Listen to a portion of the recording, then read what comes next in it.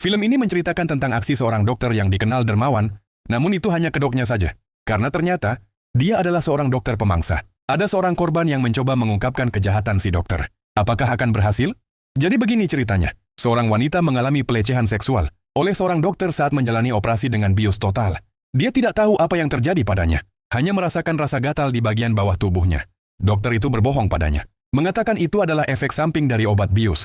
Dan tubuhnya akan pulih setelah obat tersebut hilang. Dokter itu bahkan menyarankan agar dia mandi dengan baik saat pulang ke rumah. Setibanya di rumah, Wati menemukan noda darah di celana dalamnya. Ia berusaha keras mengingat apa yang terjadi selama operasi. Namun karena saat itu dia sedang dibius, ingatannya terpecah-pecah. Dan tidak bisa menyatukan potongan-potongan memori itu. Dia tidak sanggup membayangkan apa yang telah dilakukan oleh dokter itu. Merasa cemas. Wati pergi ke rumah sakit untuk pemeriksaan fisik. Hasil pemeriksaan membuatnya hancur. Kulit di area intimnya terluka. Jelas menunjukkan adanya hubungan seksual baru-baru ini. Wati langsung melapor ke polisi. Tapi mereka menganggap dia hanya berbohong. Karena dokter itu adalah seorang dermawan terkenal di komunitas lokal. Dia sudah merawat banyak pasien yang tidak mampu membayar biaya pengobatan selama 20 tahun terakhir. Di sisi lain, Wati sendiri dikenal sebagai seorang alkoholik dengan kehidupan pribadi yang kacau. Dan sudah melahirkan anak di luar nikah. Karena perbedaan status sosial yang sangat besar, polisi sama sekali tidak mempercayai cerita Wati. Mereka bahkan mengira Wati hanya berusaha memeras uang dari dokter tersebut. Ketika dokter mengetahui dirinya dituduh, dia merasa sangat terpojok, dan bahkan membuat cerita untuk membela dirinya. Pada hari kejadian, Wati datang ke rumah sakit untuk meminta perawatan untuk tangan kirinya yang terluka.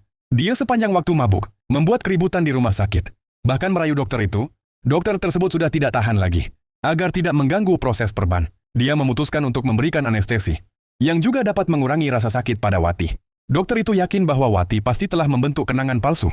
Karena pengaruh obat bius, polisi sangat mempercayai penjelasan dokter. Namun sesuai prosedur, mereka tetap perlu meminta sampel darah dokter untuk dibandingkan dengan darah yang ada di celana dalam Wati untuk tes DNA.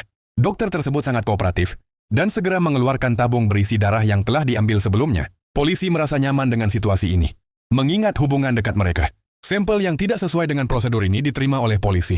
Hasil tes DNA pun tidak mengejutkan. Sisa DNA yang ada di tubuh Wati jelas tidak cocok dengan sampel darah dokter tersebut. Dengan begitu, dokter berhasil membuktikan bahwa dirinya tidak bersalah.